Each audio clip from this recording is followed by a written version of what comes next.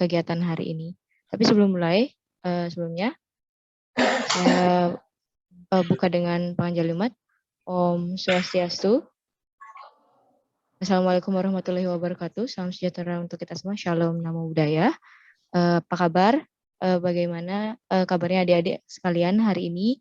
Semoga bisa menerima materi dari kami, Chris, khususnya tentang pengenalan lomba-lomba yang dijadwalkan pada hari ini.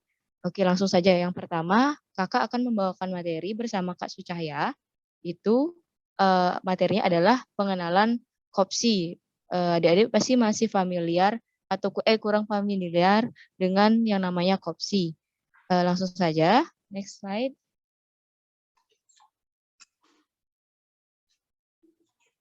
Nah, tak kenal maka tak sayang. Jadi perkenalkan, nama kakak Niputu Aribudiani dari kelas 12 MIPA 1, Gerha Wayabya. Nah, silakan Kak Sucahya. Ya, kakak Igusti Ngurah Sucahya, biasanya dipanggil Kak Sucahya, dari kelas 12 MIPA 2. Oke.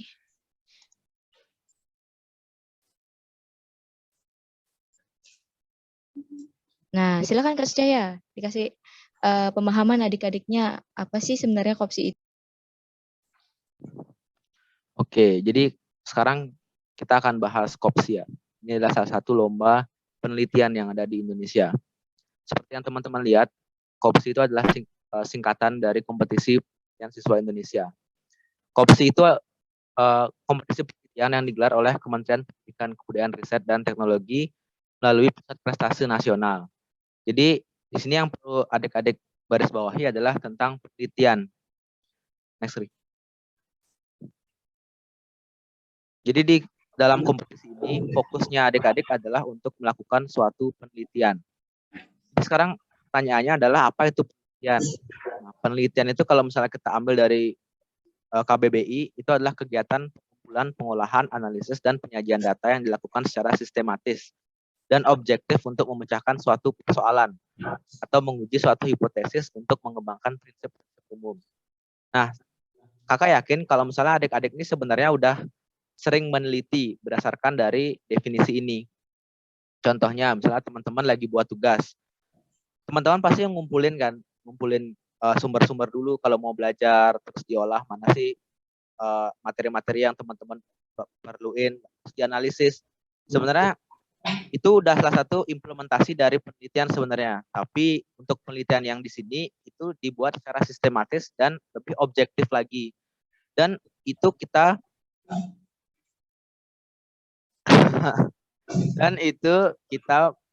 memecahkan suatu persoalan. Persoalan yang di sini dimaksud adalah persoalan-persoalan yang ada di sekitar kita, itu bebas. Jadi kita diajak untuk bisa care nih sama lingkungan dengan meneliti ini. Nah, mengapa kita perlu nih untuk meneliti? Yang pertama, selain dari program sekolah kita yang memang mengharuskan kita untuk membuat satu karya tulis sebelum lulus, itu sebenarnya kita bisa banyak banget nih dapat manfaat untuk meneliti ini. Pertama, kita sebenarnya sadar akan adanya permasalahan dan keterbatasan di sekitar. Kita pasti sering banget nih menemukan banyak banget permasalahan sebenarnya dalam hidup kita, dan kita ingin untuk menyelesaikan masalah itu. Nah, di situ kita pentingnya untuk meneliti. Contohnya kayak waktu kakak lomba KOPSI, itu kakak punya masalah di bidang pertanian. Jadi keluarganya kakak Aribudiani itu punya kebun vanili dan punya masalah di polinasi, di penyerbukannya. Jadi dari sana kakak kan mikir ini gimana sih cara menyelesaikan masalahnya. Nah, itu kita udah mulai tuh untuk bisa meneliti. Lalu yang kedua, kita biasanya juga punya nih keinginan untuk memecahkan masalah. Mau masalah hidup, mau masalah pelajaran, itu biasanya kita memang sudah terbiasa untuk memecahkan masalah. Nah, meneliti itu kita lebih dalam nih menggali masalah yang ingin kita pecahkan ini dengan solusi-solusi yang lebih efektif kayak gitu. Selanjutnya akan dijelaskan oleh Kak Aribudiani. Oke, mantap sekali ya Kak Sucahya penjelasannya. Tadi udah dijelasin pengertian meneliti itu apa, terus kok bisa, kenapa kita harus meneliti, terus kita bisa meneliti dari apa saja. Nah, selanjutnya ini ada tahapan dalam mengikuti KOPSI. Jadi ini merupakan gambaran besarnya atau tahapan-tahapan besar yang biasanya dilalui ketika mengikuti ajang KOPSI atau kompetisi penelitian siswa Indonesia yang diadakan oleh Puspresnas atau Pusat Prestasi Nasional di bawah naungan dari Kemendikbudristek. Oke, yang pertama Kakak jelaskan terkait dengan pembuatan proposal. Jadi sebelum adik-adik menyusun proposal nih, pasti kan adik-adik meneliti yang seperti dibilang Kak Syah tadi kan menemukan atau menemui sebuah masalah atau permasalahan lingkungan, permasalahan di sekitar adik-adik, dan adik-adik ingin mengetahui seperti apa sih solusi yang bisa diterapkan untuk mengatasi permasalahan tersebut. Nah, dari munculnya permasalahan tersebut, maka adik-adik bisa menyusun beberapa kerangka-kerangka yang dapat nantinya menyusun sebuah pembuatan proposal. Nah, kemudian ketika pembuatan proposal sendiri, di mana proses ini adik-adik dapat merancang yang namanya konsep dan metode dalam penelitian yang akan adik-adik gunakan ketika melakukan sebuah penelitian. Nah, ketika adik-adik sudah memperoleh masalah, kemudian adik-adik membuat kerangkanya, lalu mempelajarinya lebih detail, mencari literatur, membaca artikel, membaca jurnal, membaca berbagai sumber-sumber yang berkaitan dengan topik yang adik-adik angkat dalam sebuah penelitian yang adik-adik ingin atasi sebuah permasalahannya. Nah, lalu ketika sudah membuat proposal, maka adik-adik bisa mengirimkan proposal tersebut kepada pihak Puspresnas untuk di-review setelah beberapa hari usai pengiriman proposal. Jadi ada tahapannya adik-adik. Yang pertama, adik-adik bisa pembuatan proposal ketika sudah selesai, adik-adik bisa biasanya kami direvisi dulu. Jadi kami itu mengadakan seperti bimbingan. Jadi di dalam pembuatan penelitian itu kami juga dibimbing oleh pembina gitu. Jadi adik-adik juga perlu juga seorang pembina, perlu juga seorang mentor dalam mengarahkan adik-adik seperti apa nantinya tahapan atau proses-proses yang perlu adik-adik lalui guna memperoleh pendekatan-pendekatan dalam memperoleh hasil dari sebuah penelitian. Nah, ketika sudah selesai pembuatan proposal, sudah fix dan siap untuk dikirim, jadi adik-adik tinggal masuk ke dashboard atau website di mana tempat adik-adik mendaftar ketika ingin mengikuti lomba KOPSI ini sendiri untuk mengumpulkan proposal tersebut. Nah, setelah beberapa hari atau beberapa minggu direview oleh para dewan juri, nanti adik-adik akan mendapatkan pengumuman kembali di laman website tersebut atau di dashboard adik-adik ketika mendaftar sebelumnya dan mensubmit naskah proposal adik-adik, nanti bakalan kelihatan apa sih komentar ataupun review-review yang diberikan oleh juri dan bagaimana proses berikutnya. Nah, yang proses kedua ini adalah proses pengumpulan dan pengolahan data di mana adik-adik ketika sudah membuat bagaimana rancangan konsep maupun metode dalam penelitian adik-adik, baik itu berbagai topik yang adik-adik dapatkan dari permasalahan di lingkungan sekitar, adik-adik akan merancang bagaimana caranya mengumpulkan data dan mengolah data. Di mana melakukan pengumpulan data itu sesuai dengan proposal dan analisis dalam pengolahan data yang tertera dalam proposal itu bagaimana konsep dan metodenya, jadi disesuaikan dengan bagaimana data adik-adik akan diolah. Nah, berikutnya ketika sudah mengalami proses tersebut, kemudian dilanjutkan dengan penyusunan dari pembuatan laporan itu sendiri. Jadi ketika adik-adik sudah dapat nih datanya dan menganalisisnya ataupun mengolah datanya sudah sesuai dengan bagaimana metodenya, maka adik-adik itu mulai dan menyusun laporan bertahap gitu. Jadi adik-adik mendapatkan hasil penelitian yang sudah adik-adik peroleh ketika misalkan mengumpulkan data dan pengolahannya sudah selesai, lalu dianalisis dan bagaimana hasilnya. Jadi adik-adik mendapatkan kesimpulan bahwa permasalahan tersebut dapat diatasi dengan cara ini. Lalu ketika diatasi dengan cara tersebut, bagaimana tingkat keefektivitasan dari solusi tersebut terhadap permasalahan yang adik-adik angkat. Nah, ketika sudah selesai dalam pembuatan laporan, nanti di halaman website atau dashboard yang adik-adik telah daftar sebelumnya, ketika sudah selesai membuat laporan penelitian, maka di bagian tersebut akan dilampirkan tempat penguploadan file untuk unggah berkas berupa naskah laporan. Nah, ketika sudah diunggah beberapa minggu atau beberapa hari kemudian akan diumumkan terkait dengan finalis atau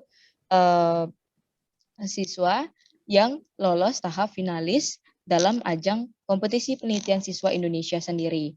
Jadi banyak siswa yang mengikuti. Ini lombanya tingkat nasional ya adik-adik, lombanya seluruh Indonesia. Jadi diseleksi tahap finalis sendiri, nanti akan diberikan kuota berapa finalis yang dinyatakan lolos dalam tahap berikutnya. Kemudian ketika lolos di tahap finalis, adik-adik akan mempresentasikan hasil penelitian dari adik-adik kepada Dewan Juri dan melakukan tahap wawancara bersama dengan juri. Nah, apabila adik-adik memperoleh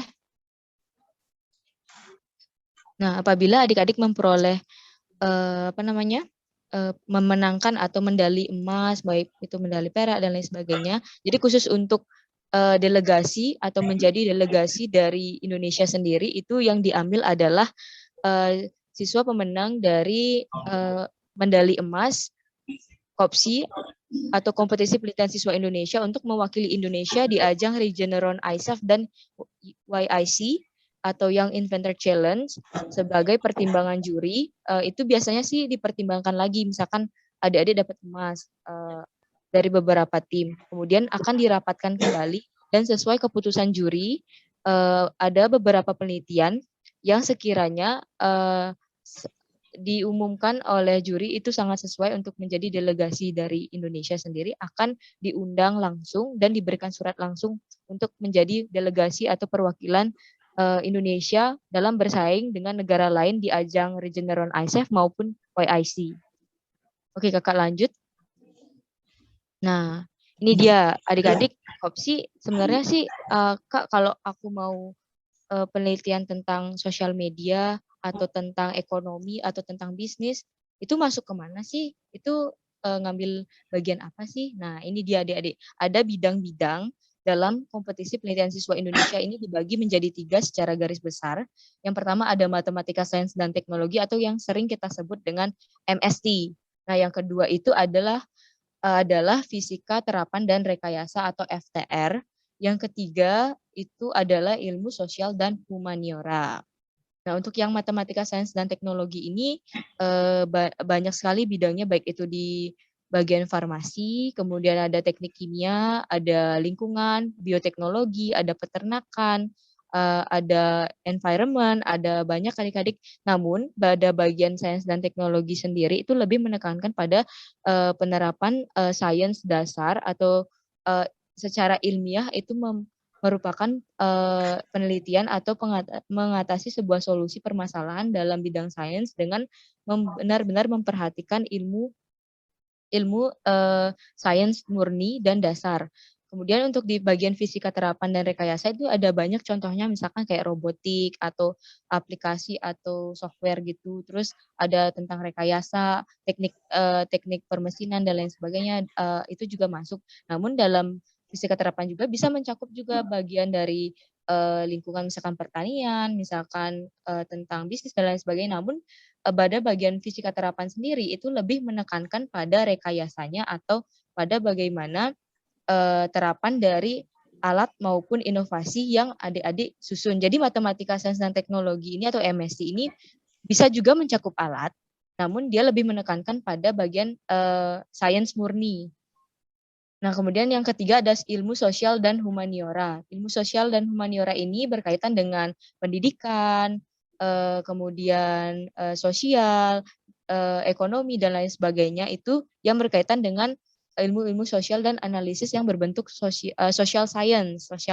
Jadi social science itu lebih spesifik kepada analisis bagaimana dari pendidikan, kemudian dari psikologi seseorang, kemudian analisis dari ekonomi dan lain sebagainya. Nah, ini dia. Ada quotes nih. One opportunity used wisely can change your life dramatically. Cari tahu ya di Google Translate apa nih artinya. Semoga adik-adik termotivasi nih. Nah, apa saja sih yang didapat dari melakukan penelitian? Jadi nggak sekedar hanya melakukan penelitian ya, adik-adik juga banyak dapat benefit dari melakukan penelitian. Banyak banget manfaatnya nih. Yang pertama ada sarana sebagai mengembangkan diri. Nah, jadi kakak cerita sedikit ya. Kakak tuh dulu sebenarnya kakak masih bingung nih apa sih sebenarnya passion atau apa sih yang Kakak tertarik dari selama bersekolah di sini. Nah, setelah Kakak mengikuti penelitian, itu Kakak perlahan-lahan Kakak memiliki minat di bidang agriculture, eee, environment and sustainable gitu. Jadi Kakak tuh lebih tertarik pada bidang pertanian gitu, khususnya tentang tanaman, ya pokoknya berkaitan dengan tanaman. Jadi adik-adik tuh bisa penelitian ini bisa sebagai sarana mengembangkan diri. Misalkan adik-adik juga punya hobi, misalkan tentang tari atau tentang tradisi dan lain sebagainya. Adik-adik bisa melakukan sebuah penelitian terkait dengan hobi adik-adik. Itu merupakan salah satu cara adik-adik untuk, mengembangkan diri atau sebagai, mengasah kemampuan adik-adik dalam meningkatkan potensi adik-adik. Yang kedua adalah pengalaman yang bermanfaat untuk masa depan. Ya, banyak banget manfaatnya pokoknya adik-adik. Yang ketiga adalah bisa ketemu orang-orang keren nih, misalkan, adik-adik nih ketemu teman-teman dari seluruh Indonesia ketika mengikuti kopsi. Jadi adik-adik tahu bagaimana karakteristik dari, siswa-siswa yang ada di Indonesia, terus bagaimana caranya adik-adik berkomunikasi dengan teman-teman di luar dan menambah jejaring atau networking dari adik-adik. Misalkan menambah pergaulan adik-adik dengan, teman-teman lainnya yang tentunya nggak kalah, apa namanya, yang tentunya orang-orang keren di luar sana gitu. Adik-adik bisa termotivasi dan mengembangkan, minat bakat adik-adik lebih lagi untuk, meningkatkan potensi adik-adik. Selanjutnya yaitu punya rasa ingin tahu yang tinggi. Ya, tadi seperti yang dibilang Kak Sucahya ya, kalau kita meneliti itu pasti ingin tahu gimana sih solusi dari permasalahan yang kita temui. Kemudian yang berikutnya itu ada objektif dan terbuka. Jadi adik-adik dalam mempresentasikan penelitian adik-adik, tentunya adik-adik harus terbuka dan apa namanya, bisa mengkomunikasikan apa sih yang adik-adik atasi masalahnya, lalu solusi yang adik-adik berikan itu seperti apa. Yang terakhir adalah berkomitmen. Oke, selanjutnya Kakak jelaskan di bagian suasana kompetisi. Nah, nggak hanya Kakak aja ya, nanti Sucahya bakalan masuk ikut jelasin juga. Nih dia, adik-adik bisa lihat nih saat pengambilan data. Jadi pertama adik-adik bisa mengenal lingkungan baru, belajar banyak hal, penerapan sains atau penerapan sosial, ilmu social science dan lain sebagainya. Jadi rasa belajarnya itu lebihnya seperti kayak misalkan nih excited banget gitu kayak benar-benar tertarik banget adik-adik bisa tahu hal-hal yang belum adik-adik ketahui dan banyak lagi.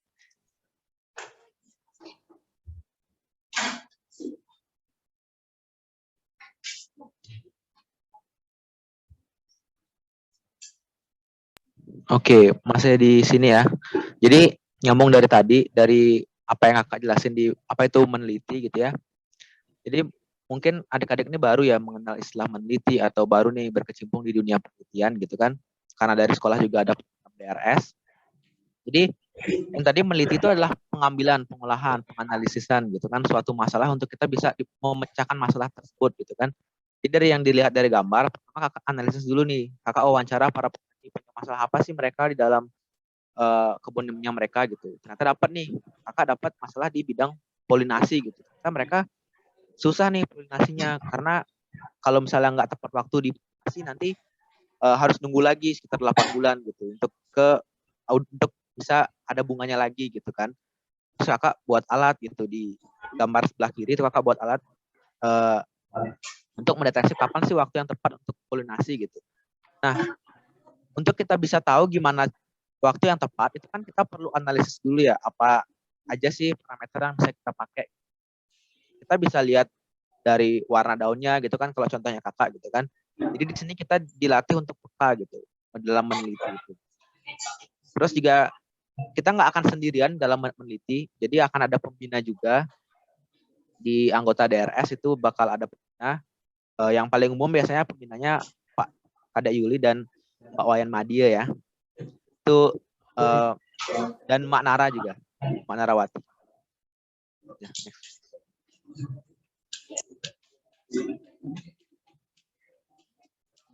nah ini nih suasana final kopsi. Jadi kalau teman-teman udah bisa lolos nih ke kopsi gitu ya.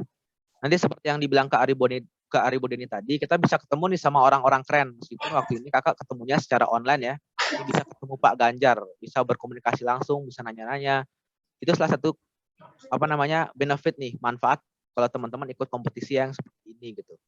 Teman-teman bisa lihat tuh kan yang di gambar sebelah kanan itu dari banyak daerah tuh, teman-teman bisa berinteraksi sama mereka, bisa kenal lah lebih banyak tentang Indonesia bisa, karena kan mereka dari mana-mana gitu ya, dari Jawa ada, Sulawesi ada, teman-teman bisa nanya lah, jadi relasinya teman-teman itu luas banget dengan ikut kopsi. Gimana Kak Ari? Ada tambahan? Iya, benar banget. Jadi waktu ini kita ketika final kopsi itu sendiri banyak pengalaman yang kita dapat, khususnya ketika webinar. Jadi webinar itu kita nggak hanya cuman dengarkan apa materi gitu, tapi pahamilah apa namanya adik-adik bisa mendapat oh ternyata ada loh inovasi yang seperti ini di luar sana. Jadi adik-adik itu termotivasi untuk mengembangkan inovasi lain lagi gitu. Adik-adik bisa meningkatkan potensi diri adik-adik. Nah selain itu banyak orang-orang keren yang adik-adik temui yang bisa memotivasi maupun menginspirasi adik-adik gimana sih kok bapaknya bisa jadi apa namanya gubernur Jawa Tengah. Terus ada siapa lagi ya? Ada Pak Asep waktu ini isi, ada Pak Asep Sukmayadi, ada banyak tamu-tamu lainnya yang mengisi ketika acara kopsi sendiri. Jadi adik-adik banyak dapat pengetahuan dari orang-orang hebat.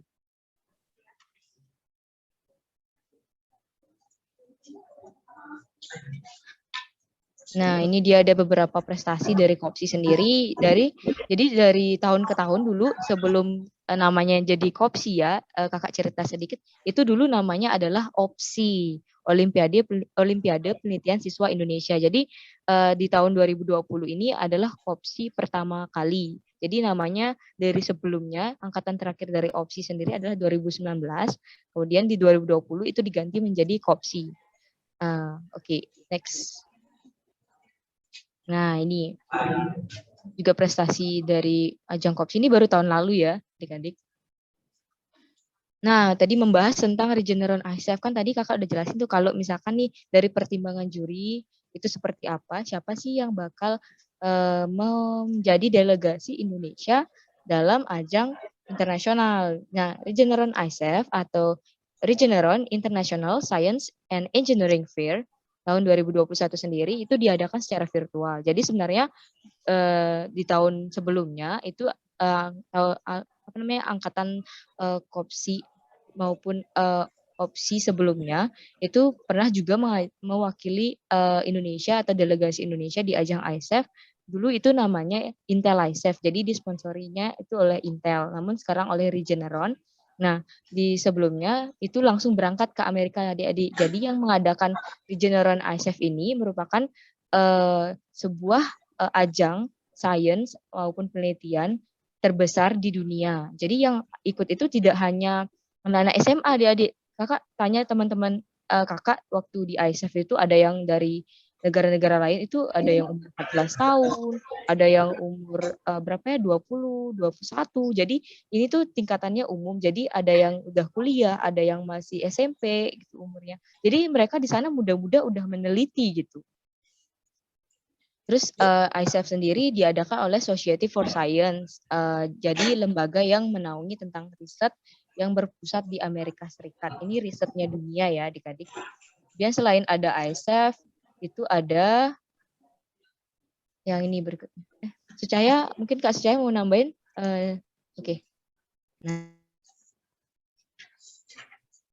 Nah, biar adik-adik ini lebih termotivasi lagi ya. Tadi kan Kak Ari Budani udah bilang nih manfaat Kops itu bisa ketemu sama orang-orang keren, bisa belajar banyak, bisa menambah pengalaman gitu ya. Tapi kalau nggak dikasih contoh kan kadang-kadang kita kurang percaya ya. Nih, salah satu dokumentasi kakak waktu kakak ikut pembinaan di ISEF ya, ini udah setelah Kopsi, kakak bisa ketemu sama kakak-kakak alumni yang keren-keren juga nih. Ada Kak Uca, ada Kak Satria nih, yang kalau di sekolah tuh nggak bisa ketemu ya, karena kakaknya kuliah di Jawa gitu. Tapi dengan adanya kompetisi ini, kakak jadi bisa ketemu sama mereka gitu. Kakak juga dibimbing sama mereka, terus juga berhasil nih ketemu sama profesor-profesor dari universitas ternama yang ada di Indonesia gitu. Ya, ada Prof. Tineke dari Institut Pertanian Bogor, ada Prof. Wahyu dari Institut Teknologi Bandung. Jadi adik-adik bisa nambah relasi dan belajar banyak dari profnya gitu. Pokoknya bermanfaat banget gitu. Jadi semangat meneliti ini adalah awal mula adik-adik mungkin ya. Info buat adik-adik gitu. Siapa tahu dari sini adik-adik udah apa ya membangun semangat gitu untuk bisa meneliti, mengikuti jejak-jejak kakak-kakaknya gitu. Nih Kak Wicca nih udah komen-komen nih.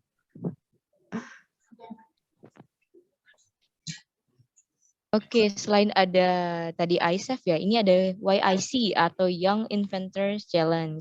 Jadi sebelumnya info dari pengalaman kakak ya, info sebelumnya itu adalah kakak mengikuti YIC. Namun ternyata diadakan ISEF. Jadi kakak mengikuti ISEF, jadi kami dibagi menjadi dua bagian untuk delegasi. Untuk di ISEF itu kami berdua bersama tim dari Jakarta ya. Terus yang di YIC itu yang Inventor Challenge ada dari Semarang ya, itu si Shanaf. Jadi teman kakak ada yang mewakili di yang Inventor Challenge. Jadi yang Inventor Challenge ini merupakan ajang inovasi juga terkait dengan penelitian juga. Jadi tahapannya ini sedikit berbeda dari ISEF ya adik-adik. Jadi untuk YIC sendiri itu nanti ketika perlombaan untuk di YIC mereka akan mengirimkan naskah terkait dengan penelitian dulu. Ketika sudah lolos, maka akan melanjutkan ke tahap berikutnya final dan baru adalah pengumuman juara. Jadi seperti itu adik-adik. Ada expo-nya juga, jadi ada pameran. Ramai banget adik-adik, jadi bisa berkunjung ke stand-stand dari inovasi-inovasi negara-negara lain. Terus kita bisa berkomunikasi dengan siswa-siswa luar, lalu mendapatkan informasi maupun pengetahuan bagaimana sih penelitian-penelitian atau bagaimana eksistensi dari penelitian di negara mereka. Nah, ini proses penjuriannya ya adik-adik. Jadi karena masih pandemi di negara-negara dunia pada awal di 2019 ke 2021 ini masih pandemi. Jadi kami mengikuti Regeneron ISEF yang virtual dan juga YIC yang virtual untuk penjuriannya. Jadi sistem penjuriannya seperti ini. Di sini ada contoh booth atau pameran, stand pamerannya. Ini keren banget adik-adik. Desainnya bagus, terus sistem pengaplikasiannya juga bagus. Jadi adik-adik tuh merasa kayak wah benar-benar di dunia 3G ketika mendatangi stand pameran expo dari Regeneron ISEF maupun YIC. Oke, itu saja dari kakak. Mungkin Sucahya ada tambahan? Ya, semoga adik-adik udah termotivasi nih untuk bisa cari tahu lebih banyak tentang penelitian. Nanti juga bisa cari kakak kan di sekolah. Kita satu sekolah dan satu lingkungan juga nih. Ya, kami welcome ya adik-adik. Jadi kalau adik-adik mau nanya bisa chat kami, Japri boleh, atau mungkin mau cari ketemu kakak lagi di mana gitu. Nanya-nanya boleh, tapi ya tanyain juga kakaknya sibuk nggak gitu. Maksudnya takutnya kan ganggu ya. Cahaya. Ya gitu. Tapi kalau kakak ya cari di purpose aja ya, pasti ada sih orangnya gitu. Ya pasti ada. Ya silakan Kak Wicca, saya kembalikan waktu dan tempat kepada Kak Wicca. Sekian presentasi dari kami. Kami tutup dengan Para Santi karena tadi dibuka dengan penganjalimat. Om Santi Santi Santi Om. Terima kasih. Oke, makasih banyak Ari. Nah, ini pesan dari Kak Satria, katanya Ari langsung aja mandu acaranya Ari. Kasih ke Karina, nanti kalau ada diskusi. Oke, siap Kak. Kasih ya. Saya izin stop share screen ya adik-adik. Oke, karena tadi sudah pemaparan materi dari saya dan juga Sucahya terkait dengan KOPSI atau Kompetisi Penelitian Siswa Indonesia. Nah, berikutnya nih ada lomba yang nggak kalah keren juga. Ini juga lomba bergengsi, tapi dalam bidang entrepreneurship dan juga tentang bisnis. Nah, nih bagi yang suka-suka bisnis, yang suka jualan, yang suka marketing, nih ini dia lombanya yang nggak kalah bergengsi. Yuk Karina, untuk materi, waktu dan tempat dipersilakan kepada Karina. Oke, aku izin share screen. Mohon ini belum bisa share screen.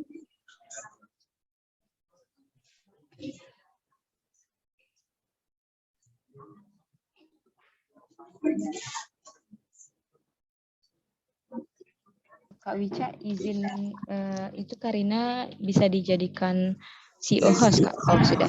Makasih Kak.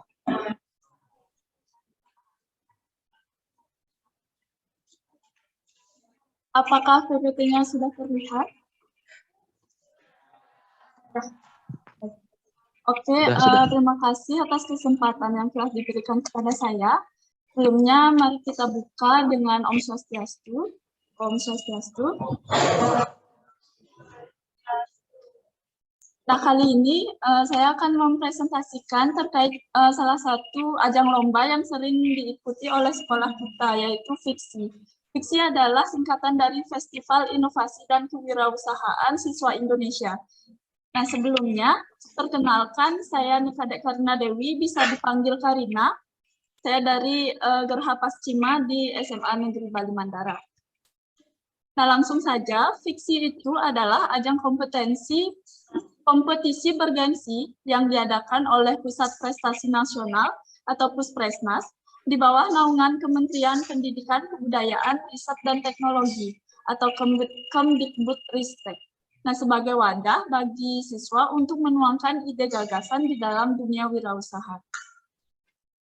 Nah, bagi adik-adik yang tertarik terhadap dunia bisnis dan wirausaha, adik-adik wajib ikut Fiksi nih, karena dengan ikut Fiksi banyak banget manfaat yang bakal kita dapatkan. Karina, halo. Halo, Kak. Scan-nya belum masuk. Oh, belum masuk ya? Sebenarnya masuk, cuma masih di slide 1, masih ke ini, belum di slideshow.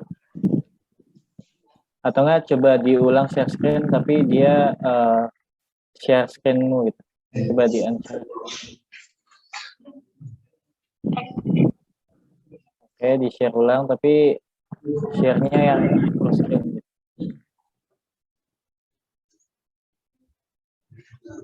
Di slideshow coba.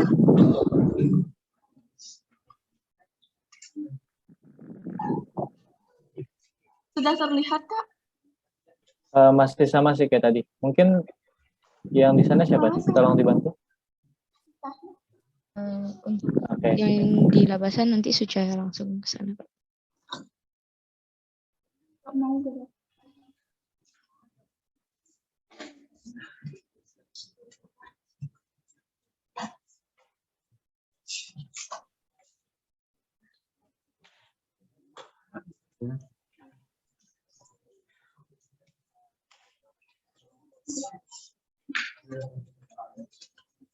Sambil nunggu ya, adik-adik gimana? Udah pada makan siang belum? Oh, ini udah. Nah, share screen-nya udah ya. Silakan Karina bisa dilanjutkan materinya.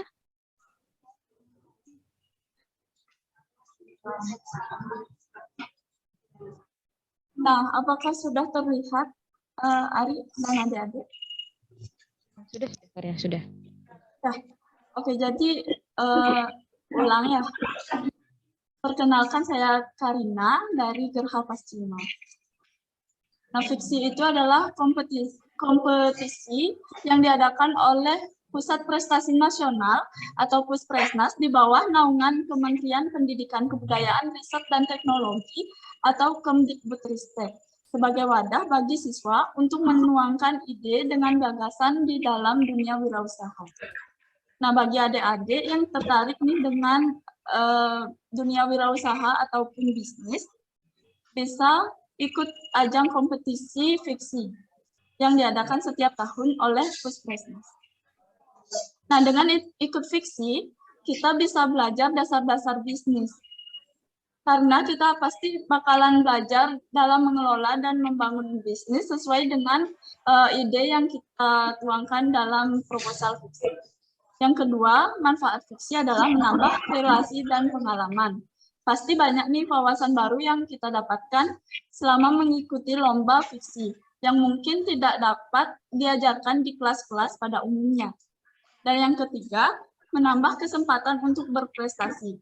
Nah, dengan adik-adik ikut lomba Fiksi maupun Kopsi, bisa menambah kesempatan adik untuk berprestasi baik di tingkat nasional maupun internasional. Dan dengan begitu juga menambah kesempatan untuk mencari peluang seperti peluang beasiswa dan juga peluang universitas. Nah, kategori Fiksi dibagi menjadi 2, yaitu bisnis rintisan atau bisnis plan, yaitu perencanaan wirausaha berupa mengajukan konsep atau ide bisnis yang akan dijalankan. Jadi ini berupa ide atau gagasan. Yang kedua adalah bisnis lanjutan atau ongoing business. Usaha yang sudah berjalan minimal selama 6 bulan dengan konsep ide bisnis yang sudah ada sebelumnya. Nah, ada berbagai bidang fiksi, yaitu ada 6 bidang, seperti bidang kriya, yaitu berbasis keterampilan, bidang desain grafis, berbasis dunia editing dan desain, dunia fashion berbasis dunia modeling atau fashion, desain interaktif berbasis aplikasi dan desain interaktif komik digital, bidang boga yaitu inovasi di bidang pangan dan konsumsi, dan terakhir bidang budidaya dan lintas usaha yang merupakan kombinasi dari beberapa bidang. Nah, mari kita bahas satu persatu. Yang pertama adalah bidang kriya. Definisi dari bidang kriya yaitu sebuah produk dengan kreasi, produksi, dan distribusi, serta pemasaran yang terbuat dari material, alam, atau sintesis, yang dihasilkan oleh individu ataupun komunitas pengrajin secara manual dengan alat bantu produksi. Nah, dalam konteks karya, produk kriya dapat dibagi ke dalam 3 pendekatan penciptaan produk, yaitu yang pertama adalah produk berbasis material, yaitu baik material lunak seperti tekstil, surat alam, tanah liat, plastik, kulit, dan lain sebagainya, maupun material keras seperti kayu, logam, batu, dan lain sebagainya. Yaitu yang kedua, produk yang berbasis keterampilan, di mana yang menjadi aspek utama adalah kondisi sumber daya manusia atau jenis keterampilan yang dimiliki oleh sumber daya manusia yang mengolahnya. Dan yang ketiga adalah produk berbasis material dan keterampilan yang merupakan gabungan dari keduanya. Nah, apa saja nih contoh produk-produk di bidang fiksi, yaitu bidang kriya, yang sudah pernah dilombakan sebelumnya? Ini ada dimrais, kelip, dan batok. Nah, untuk kelip ini atau kearifan lokal inklusi plastik adalah sebuah produk kriya yang terbuat dari botol bekas. Jadi terdapat pengolahan botol bekas untuk dijadikan sebuah benda seperti ini. Kemudian yang kedua adalah bidang desain grafis.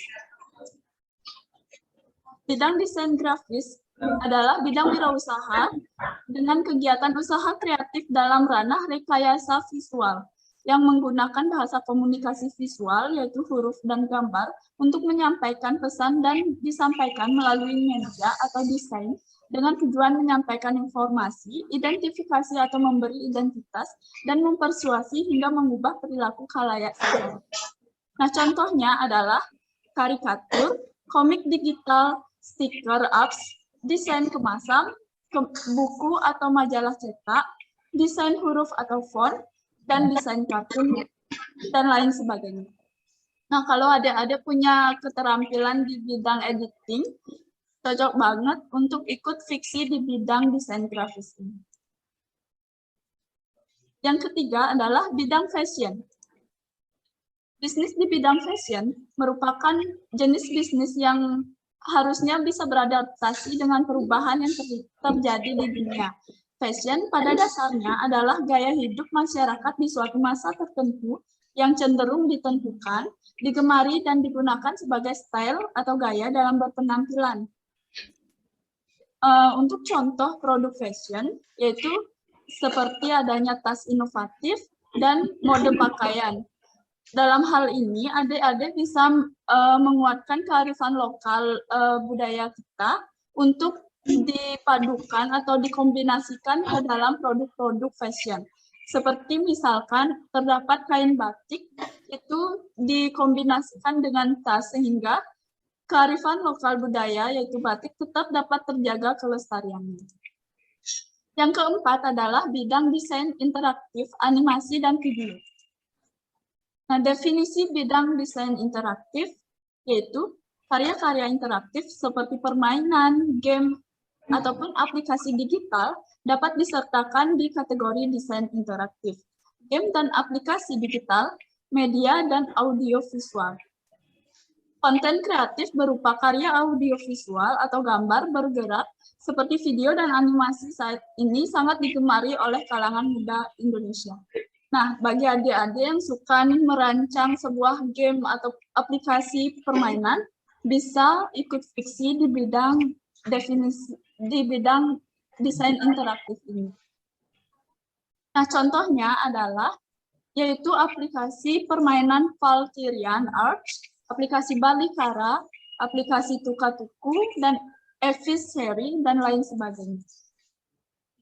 Yang kelima adalah boga.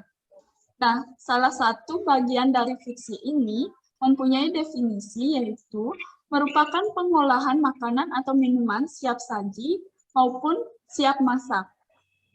Kategori boga seperti yang sudah didefinisikan sebelumnya, dibagi menjadi dua, yaitu kategori produk siap masak, yaitu usaha boga yang mengolah produk makanan dan minuman dalam keadaan setengah jadi, atau produk yang masih membutuhkan tahapan pengolahan lanjutan sebelum dapat dikonsumsi.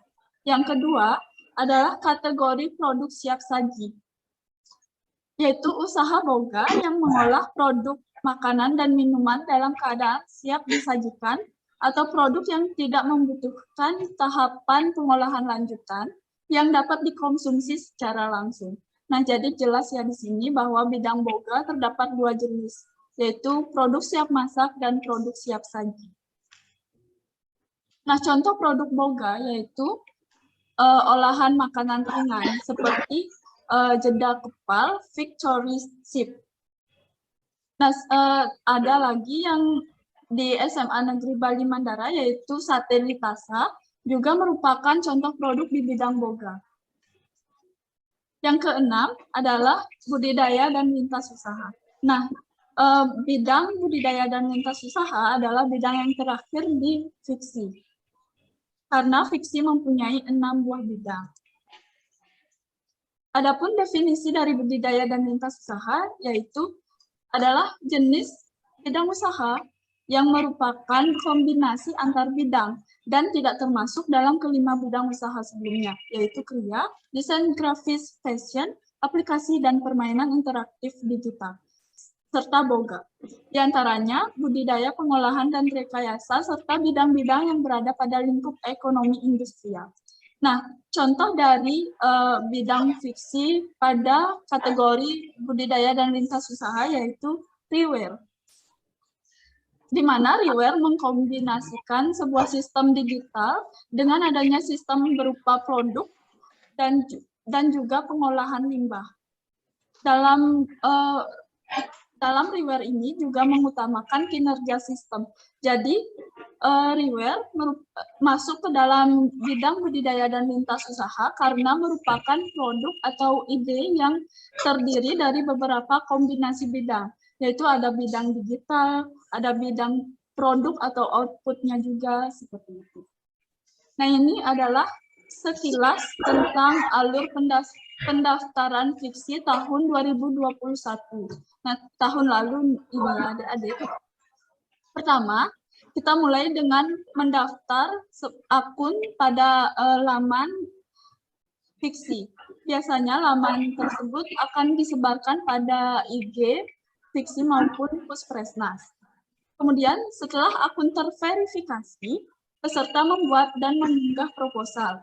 Nah, dalam rentangan waktu ini, adik-adik diwajibkan untuk mencari ide, bukan penelitian, tetapi mencari ide bisnis yang akan diajukan dalam proposal fiksi. Setelah mencari ide, adik-adik membuat proposal, mulai dari latar belakang, analisis SWOT, BMC, dan lain sebagainya, sampai proposal selesai. Dalam tahapan ini juga, adik-adik akan melaksanakan mentoring bersama kakak alumni maupun bersama guru pembina. Setelah proposal fix dan selesai, maka dia dilanjutkan untuk pengunggahan proposal. Nah, setelah itu dilakukan penjurian proposal dan pengumuman finalis. Nah, apabila adik-adik lolos ke dalam finalis fiksi, maka adik-adik akan mempersiapkan penjurian pada tahap final, dan juga expo atau pameran fiksi. Nah, kalau adik-adik belum berkesempatan, maka lomba fiksi telah selesai apabila belum lolos menjadi finalis. Nah, lanjut untuk yang menjadi finalis akan melaksanakan penjurian, dan setelah melaksanakan penjurian seperti wawancara dan juga expo, serta pengiriman produk ke panitia, akan dilaksanakan penghargaan atau awarding ceremony untuk menentukan hasil penjurian. Dan setelah itu, lomba fiksi selesai. Nah, sekian presentasi singkat dari kakak. Semoga bermanfaat untuk adik-adik. Dan apabila ada pertanyaan, bisa langsung ditanyakan, bisa secara langsung ataupun lewat chat, bisa menghubungi kami. Terima kasih. Oke, terima kasih Karina. Materinya keren banget ya. Nah, oke Karina, makasih ya. Nah, bentar. Selanjutnya itu ada materi terkait dengan, nih ada pertama kali nih Semanbara dikenal dengan sebuah lomba terkait dengan jurnalistik, literasi. Nah, ini ada lombanya adik-adik, ini baru ya. Itu namanya Velsi. Nah, materi berikutnya akan dijelaskan oleh Kak Wica. Kak Wica, apakah sudah siap? Siapa lagi? Halo, halo. Oke. Nah, Kak, bentar. Oke. Kali ini kakak akan jelaskan materi tentang Velsi ya, Kak ya?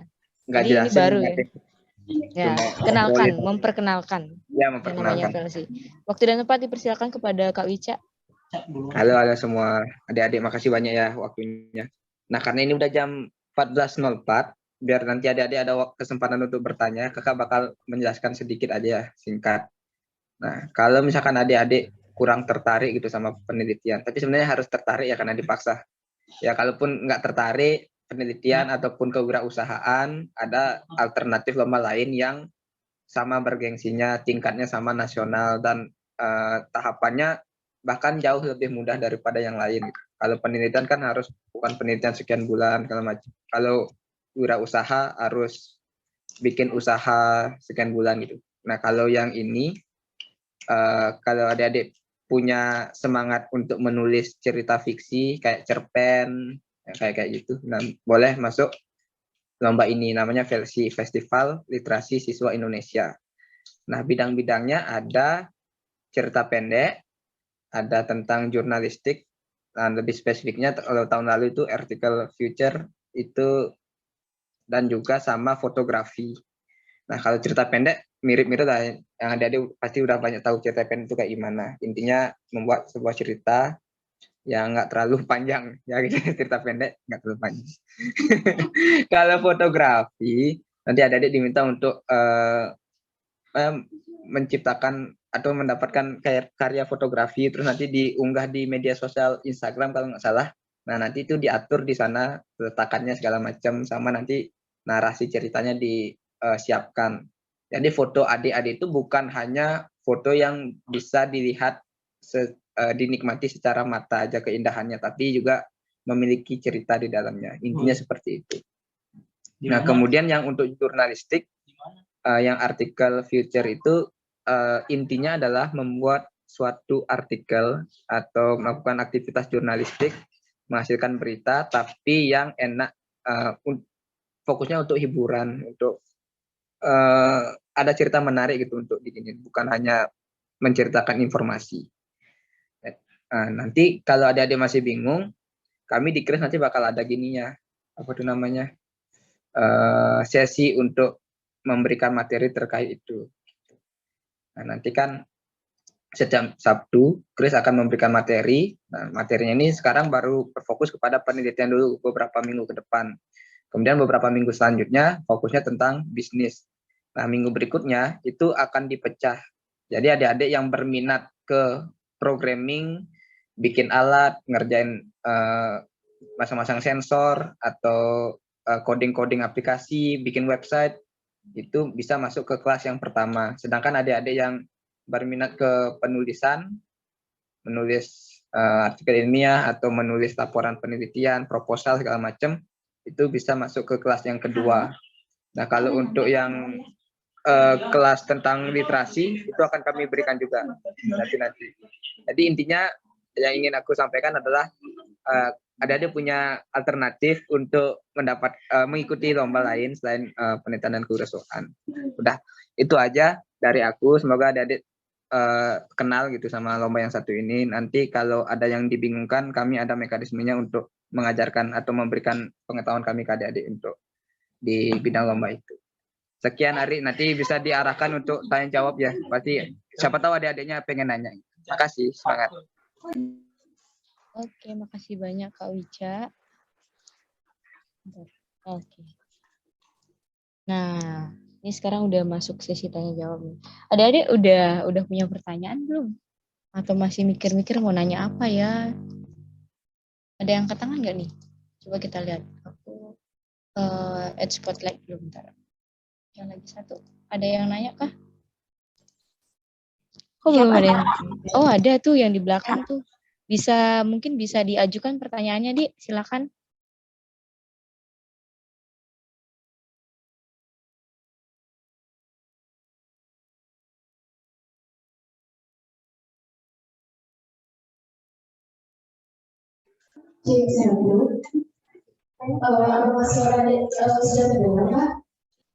Iya, terdengar, Dik.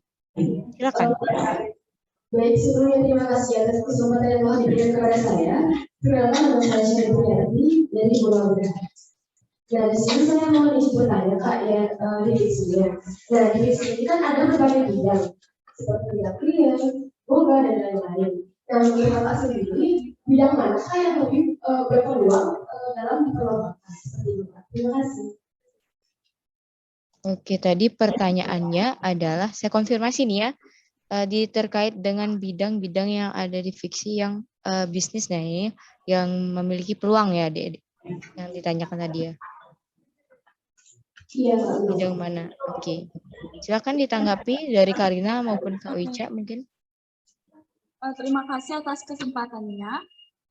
Izin menjawab kakak ya. Menurut kakak pribadi itu adalah tergantung selera juri.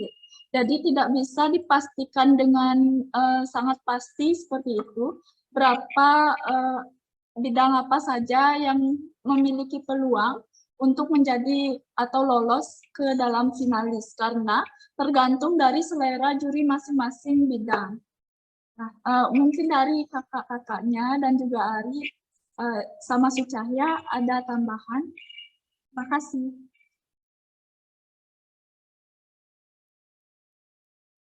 Oke, makasih Karina atas tanggapannya. Dari kakak sendiri, kakak sebelumnya tidak pernah mengikuti kompetisi di bidang bisnis ataupun ikut dalam fiksi ya, adik-adik. Cuman kakak kakak sempat menangani saja, membantu bagian teknis. Nah, selebihnya itu sebenarnya Kak Wica juga pernah ikut fiksi. Jadi biasanya, bagaimana sih adik-adik mengemas bisnis yang adik-adik kembangkan? Itu misalkan di bisnis yang perintis atau pemula, atau bisnis yang ongoing atau sudah berjalan beberapa bulan. Jadi terlihat bagaimana sistem pengaturan dalam bisnis adik-adik. Misalkan sistem keuangan seperti apa nanti, lalu perencanaan bisnisnya. Jadi kalau misalkan perintis, jadi perencanaan adik-adik harus matang bagaimana bisnis itu bisa berjalan ke depannya, dalam waktu berapa tahun dia mencapai keuntungan sekian, dan mengembalikan modal awal dari bisnis adik-adik yang adik-adik rancang.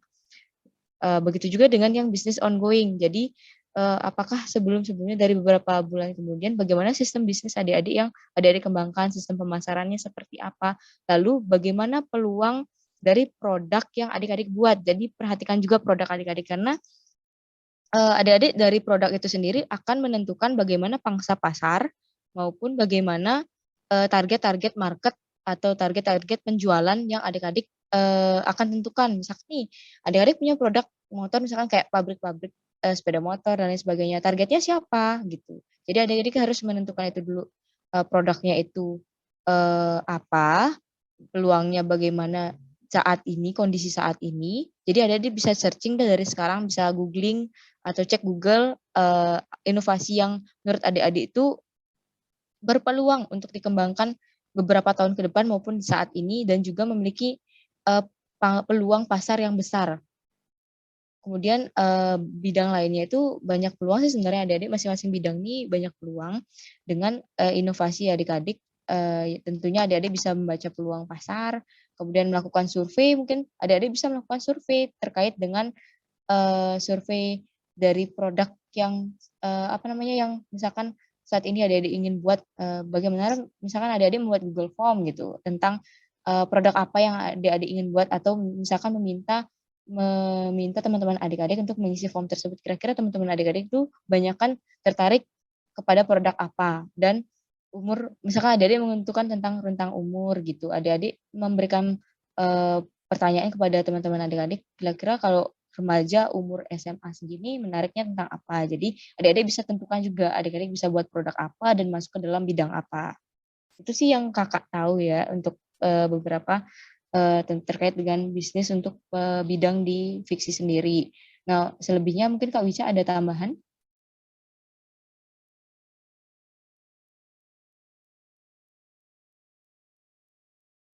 Ada Kak Beni Wirayuda, kakak bisa menambahkan mungkin?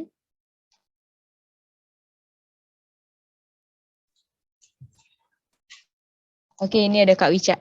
Kak Wica, bagaimana tadi kira-kira ada tambahan terkait dengan pertanyaan dari adiknya ini adalah menurut kakak bidang apa yang sekiranya berpeluang ketika mengikuti fiksi sendiri untuk diikuti, misalkan adiknya ini yang berpeluang lolos final kira-kira yang mana gitu Kak?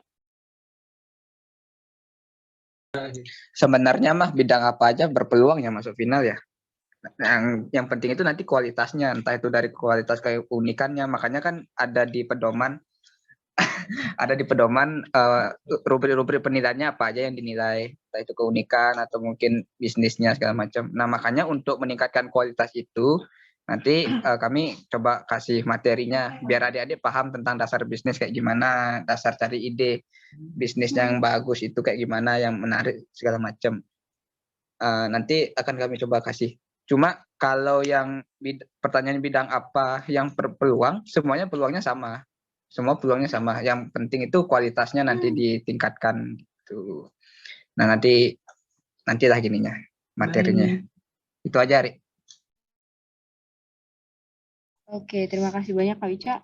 Nah, itu dia adik, apakah jawabannya sudah dapat diterima adik-adik? Nanti bakalan ada sesi berikutnya ya, kita bakalan ada kelas tetap kok di hari Sabtu, nanti bakal kita adain kelas terkait dengan bisnis, terkait dengan penelitian seperti yang disampaikan oleh Kak Wica tadi. Jadwalnya ada. Apakah ada pertanyaan lagi dari adik-adik? Ayo. Yang nyimak materi tadi, kira-kira Kak, lomba kopsi itu nanti adik ngapain aja ya Kak? Kopsi gimana? Penelitian gimana? Bisnis gimana? Fiksi gimana? Silakan ditanyakan selama kami bisa memberikan pemahaman atau memberikan berbagi ilmu kepada adik-adik gitu.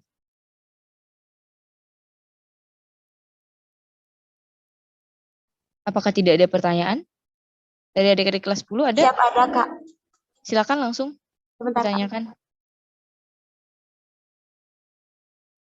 Jikalau mikrofon atau mic yang di ruangan tidak dapat berfungsi, silakan langsung menuju atau mendekati PC maupun device-nya untuk menanyakan secara langsung.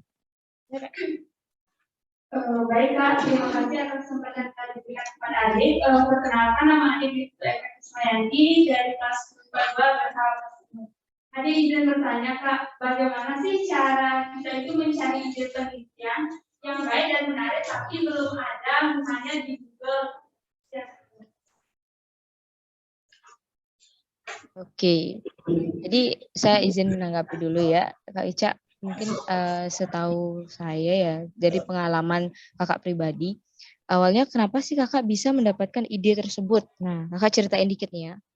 Nah, awalnya inovasi yang kakak ingin buat itu adalah, jadi kakak sering searching tuh, kakak tertarik sama yang namanya gimana sih sistem teknologi pertanian gitu. Kayak kakak tuh punya kebun di rumah, kenapa enggak kakak tuh mengatasi masalah-masalah yang ada di kebun kakak. Jadi mikir juga, aduh kira-kira kalau di rumah punya sistem teknologi di perkebunan itu kayaknya seru deh. Nah, dari sana awal kakak jadi rasa ingin tahu itu merupakan cikal bakal dari sebuah penelitian tentunya adik-adik. Jadi adik-adik harus punya curiosity, di mana adik-adik bisa meningkatkan atau mengembangkan kognitif adik-adik. Jadi di sana adik-adik cari tahu nih di internet inovasi apa saja. Jadi kan adik-adik sudah banyak yang punya gadget dan juga ada Google pasti.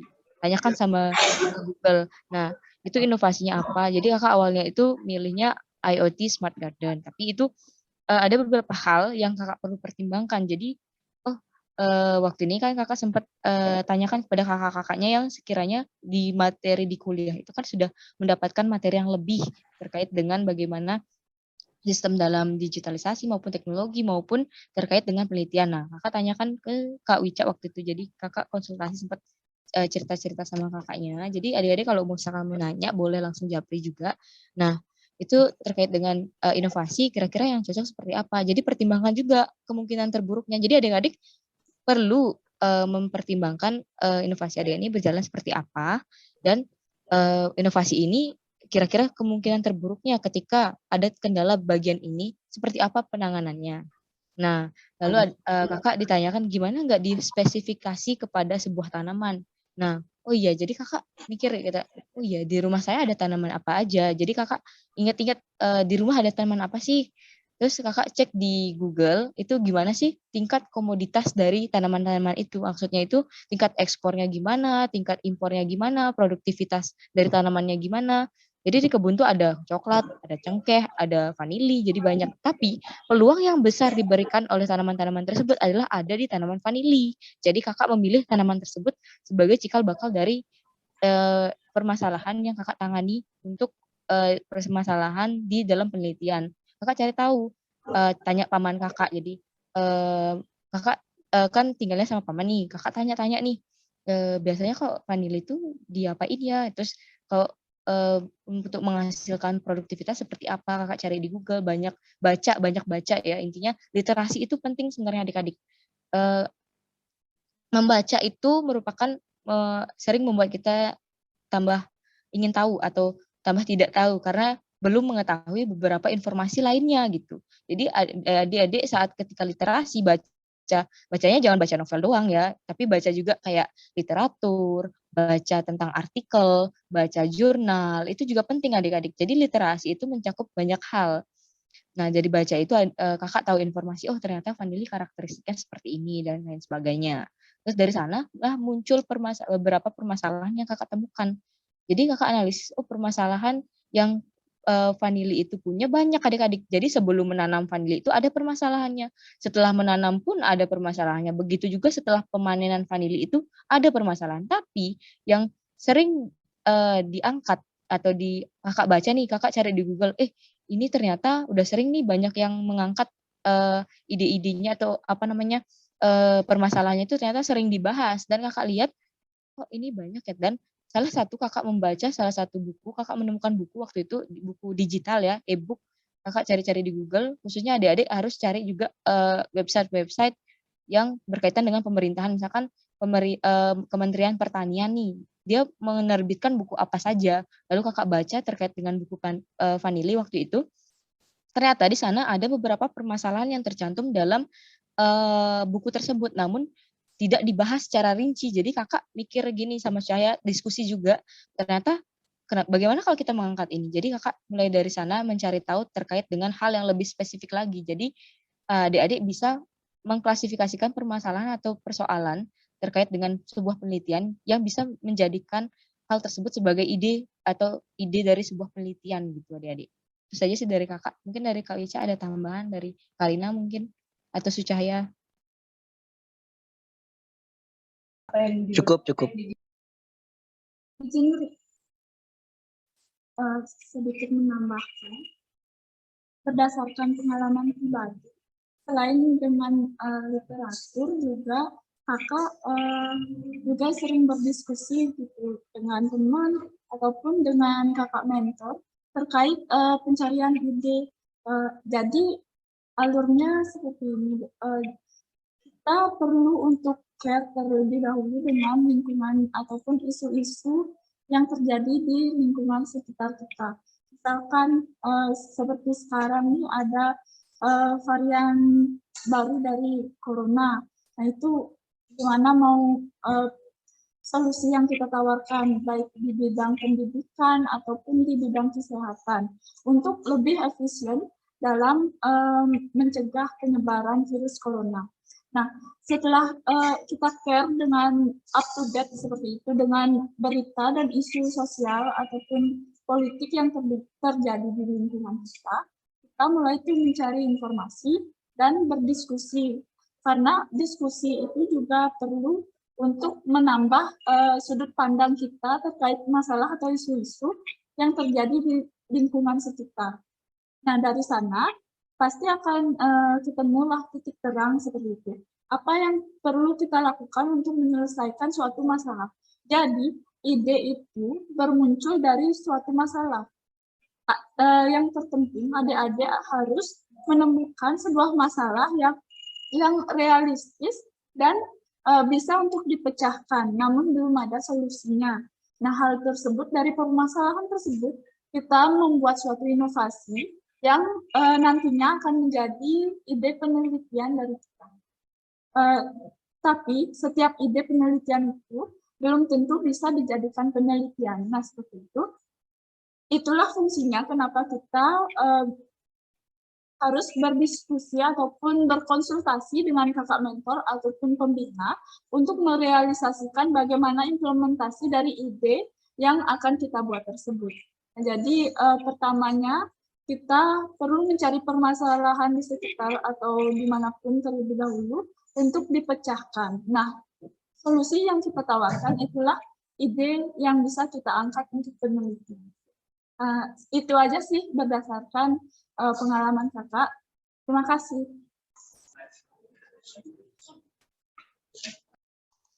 Oke, makasih banyak Kak Karina. Nah, benar banget yang dibilang Kak Karina. Jadi, untuk bagaimana sih caranya bisa mendapatkan ide ataupun permasalahan atau topik-topik dalam penelitian. Banyak hal adik-adik, gak hanya cuman kita nyari di internet dan sebagainya, tapi care ataupun peduli terhadap lingkungan sekitar kita. Jadi kita bisa mengamati hal-hal di sekitar kita. Jadi biasanya kakak itu cara yang kakak gunakan itu untuk memperoleh atau menganalisis suatu permasalahan supaya mendapatkan solusi bagaimana sih yang harus saya buat untuk permasalahan ini. Jadi kakak waktu itu sering googling sama Cahya, selain mencari di internet dan juga baca-baca artikel, tapi kami juga mencari tahu bagaimana sih sistem ataupun teknik yang dapat kami gunakan. Waktu itu kakak mencoba menggunakan teknik segitiga terbalik, di mana yang terbalik itu kan ada segitiga, terus dia paling atas itu adalah generalisasi topik yang akan kita bahas. Misalkan di lingkungan sekitarku ini ada perkebunan bla. Terus kira-kira perkebunan ini peluangnya seperti apa? Setelah tahu peluangnya seperti apa, adik-adik bisa cari tahu lebih spesifik lagi. Nanti kan segitiganya itu mengkerucut dia ke bawah kan. Nah, dari segitiga yang mengkerucut itu makin bawah, maka topiknya akan lebih spesifik dan adik-adik menemukan problematika atau permasalahan yang benar-benar adik ingin dapatkan solusinya gitu. Jadi nanti bisa dipelajari ketika mendapatkan materi selanjutnya dalam kegiatan kris kelas ini. Apakah jawabannya bisa diterima adik-adik? Pertanyaannya.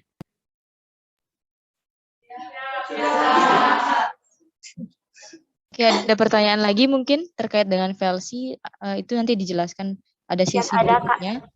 Terus penelitian atau perusahaan ada? Silakan.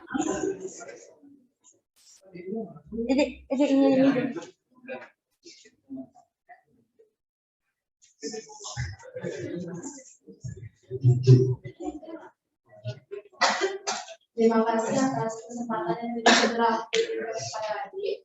Jadi adik izin memperkenalkan diri, perkenalkan nama adik di Kapasitas Diana Putri dari kelas MIPA 2 bersama Yoyo. Jadi adik izin bertanya Kak, apa saja sih hal-hal yang perlu dihindari saat mengolah data penelitian Kak? Atau Kakak juga bisa memberikan tips untuk mengolah data penelitian yang baik? Sekian, terima kasih. Bisa diulang lagi, Dik? Kayaknya kurang jelas, Dik. Tadi suaranya sedikit menggema. Ya baik Kak, izin bertanya Kak, apa saja sih hal-hal yang perlu dihindari saat mengolah data penelitian Kak, atau mungkin tips mengolah data penelitian yang baik Kak? Sekian, terima kasih. Oke.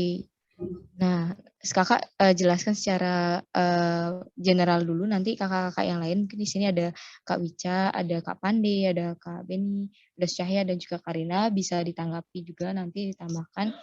Nah, untuk kakak sendiri terkait dengan bagaimana caranya, atau mungkin ada tips terkait dengan bagaimana tadi mengolah atau bagaimana membuat data dari penelitian supaya lebih baik, dan juga bagaimana melakukan penelitian dengan baik. Sebenarnya awal kakak mulai penelitian itu, kakak yang pertama, kakak tuh sering buat to-do list. Jadi, to-do list dulu apa saja yang perlu saya siapkan untuk penelitian ini. Jadi kakak harus tahu apa pertama. Jadi yang pertama kakak misalkan harus lebih memahami tentang konsep maupun inti dari penelitian yang akan kakak lakukan ini muaranya kemana gitu. Tujuan utamanya itu kemana. Apa yang harus kakak lakukan gitu. Yang pertama tentunya kakak harus memperdalam terkait dengan spesifikasi dari apa objek penelitian kakak. Karena objek penelitian kakak waktu itu tanaman vanili, jadi kakak banyak mempelajari tentang vanili waktu itu. Jadi karakteristiknya seperti apa, baik itu secara langsung. Kebetulan waktu itu kakak juga masih di rumah pada saat penelitian itu masih pandemi. Jadi kakak waktu itu caranya adalah belajar di samping tanamannya langsung. Jadi kakak belajar di samping tanamannya langsung itu sambil ngecek gimana sih karakteristiknya, bagaimana bentuk batangnya, bagaimana bentuk daunnya, dan karakteristiknya sesuai nggak sama yang dijelaskan sama di buku. Nah, karena itu ada objeknya di rumah, jadi ketika meneliti dengan hal-hal lingkungan sekitar atau permasalahan lingkungan sekitar itu menjadi lebih mudah gitu. Selain membuat to-do list, tahap berikutnya itu kakak perlu tahu apa, misalkan berkoordinasi dengan Sucahya terkait dengan bagaimana nanti caranya kami memperoleh data lalu mengolahnya seperti apa atau metode apa yang sesuai dengan sistem penelitian kami. Karena kami waktu itu membuat alat, misalkan kakak mau menentuin dulu metode yang kakak gunakan. Jadi nanti dasar-dasar metode penelitian akan didapatkan ketika kelas KRIS berikutnya. Jadi adik-adik bakal belajar dulu di sana. Seperti apa sih itu penelitian, lalu diajarkan apa itu metode penelitian, jenis-jenisnya banyak adik-adik, lalu bagaimana caranya adik-adik mendapatkan sampel atau objek penelitian, sampelnya minimal harus berapa, terus pengolahan data dari sampelnya seperti apa, nanti itu banyak adik-adik. Jadi intinya adik-adik harus tahu apa yang harus adik-adik lakukan terlebih dahulu. Misalkan adik-adik membuat to-do list atau list-list pekerjaan yang perlu adik-adik penuhi. Ketika sudah sesuai list pertama, misalkan adik-adik memperdalam pengetahuan terkait dengan objek penelitian. Ketika sudah paham dengan, oh ternyata karakteristiknya seperti ini, berarti kita menemukan masalah lagi di sana. Permasalahannya adalah bagaimana nanti kalau alat yang ingin saya buat ini dipengaruhi oleh cahaya, dipengaruhi oleh lingkungan sekitar, apa sih dampaknya? Jadi adik-adik bakal mencari tahu lagi tentang apa pengaruh dari suhu, udara, temperatur terkait dengan tanaman vanili. Nah, otomatis adik-adik bakalan belajar lebih luas lagi sehingga adik-adik bakalan tahu apa yang harus adik-adik lakukan. Itu saja sih dari kakak, mungkin dari Kak Wica, dari Sucahya, Kak Pande, Kak Beni maupun Kak Karina bisa ditambahkan.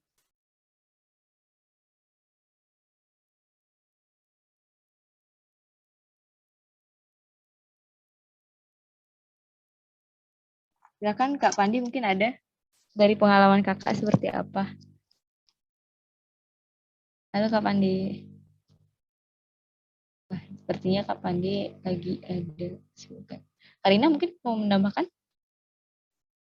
Izin konfirmasi dulu, tadi pertanyaannya itu adalah bagaimana cara atau bagaimana menghindari hal-hal yang tidak boleh dilakukan dalam pengolahan data penelitian. Iya, sama tadi trik-trik untuk gimana menghasilkan data penelitian, apa sih yang harus dilakukan dia untuk mendapatkan penelitiannya itu supaya berjalan dengan baik gitu. Terima kasih. Izin jawab ya adik-adik. Jadi menurut kakak, dalam pengolahan data penelitian yang baik itu tentunya akan berkaitan dengan erat dengan apa metode yang kita lakukan atau metode penelitian kita itu bagaimana. Karena dalam penelitian itu semuanya berkaitan adik. Dari latar belakang itu berkaitan ke bab 2. Nah, latar belakang itu kan bab 1.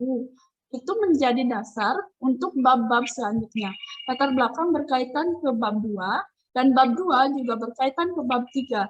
Nah, kalau adik-adik belum tahu, di bab 1 itu adalah pendahuluan, bab 2 itu tinjauan pustaka, bab 3 itu adalah metode penelitian, bab 4 itu adalah hasil dan pembahasan, dan bab kelima adalah kesimpulan dan saran. Nah, semua bab itu dalam penelitian sangat berkaitan. Jadi, pengolahan data itu kan terdapat di bab 4. Nah, untuk mengolah data, kita tentunya akan bergantung kepada bagaimana metode pengumpulan data, di mana metode itu terdapat pada bab 3, yaitu metodologi penelitian. Nah, apabila adik-adik ingin memperoleh data yang sesuai dengan bagaimana penelitian adik-adik harus memastikan terlebih dahulu metodologi penelitian yang tepat untuk digunakan dalam penelitian adik-adik. Karena di setiap penelitian, itu metodologi yang digunakan itu berbeda-beda. Seperti penelitian di bidang sosial, tentunya berbeda metode penelitiannya dengan penelitian di bidang FTL. Hal itu menyebabkan bagaimana hasil maupun pengumpulan data, analisis data, itu tergantung dan berbeda antara satu penelitian dan penelitian lain. Nah, kalau adik sudah mantap, sudah benar dalam metodologi penelitian, jadi di bab-bab selanjutnya itu akan menyesuaikan, jadi akan lebih mudah kalau penelitiannya sudah benar di bab-bab sebelumnya. Itu aja sih kalau di bidang analisis, bagaimana cara memperoleh data atau analisis data yang tepat, yaitu dengan menyempurnakan terlebih dahulu bagaimana metode pengumpulan dan metodologi penelitian yang adik lakukan. Terus untuk bagaimana cara agar dapat efektif gitu. Yang kedua, bagaimana cara agar apa yang perlu dia lakukan ketika ingin melakukan penelitian gitu. Jadi harus tahu dulu apa yang mau dilakuin gitu. Oke, jadi kalau apa yang harus dilakukan kalau melaksanakan penelitian, sedikit dari kakak, dalam penelitian itu sangat ditekankan kejujuran. Jadi adik-adik harus menyampaikan apa yang adik-adik dapatkan dalam penelitian itu secara murni, tanpa ada modifikasi dan manipulasi seperti itu. Karena seperti namanya sendiri, penelitian, yaitu kegiatan ilmiah. Jadi harus berdasarkan data penelitian yang adik dapatkan. Jadi tidak boleh mengada-ngada, tidak boleh mengeluarkan pendapat sendiri dalam penelitiannya, dan juga subjektif seperti itu. Karena penelitian itu sangat menjunjung tinggi kejujuran dan keilmiahan. Jadi harus berdasarkan sumber yang kuat dan jujur seperti itu. Terima kasih banyak Karina. Nah, tadi kan dijelaskan itu terkait dengan apa-apa saja bagian babnya, tapi itu bedakan ya Dek, di antara proposal dengan laporan. Untuk proposal sendiri itu hanya sampai pada bab 3 dan itu dalam bentuk rancangan. Oke, baik Mr. Ini oke ya. Oke deh, itu untuk akunnya adalah Mr. Dasika, ini dari TRRC ya. Ada latihan apel, oke. Ada latihan apel ya. Jadi tadi udah ada masuk 3 pertanyaan. Tadi dijelaskan tentang apa tadi Karina, bagaimana metode penelitian dan sebagainya ya. Tapi adik-adik juga harus tahu nih, kakak mau nanya dulu adik-adik apakah sudah fasih atau sudah mengenal dengan Word, Excel atau beberapa software yang dasar-dasar digunakan dalam membuat sebuah penelitian. Kakak mau tanya dulu. Mungkin ada beberapa adik-adik yang belum bisa gitu, karena agar kami mengetahui apa saja yang perlu kami siapkan dari Kris. Untuk adik-adik yang belum bisa menggunakan Word atau Excel bisa angkat tangannya.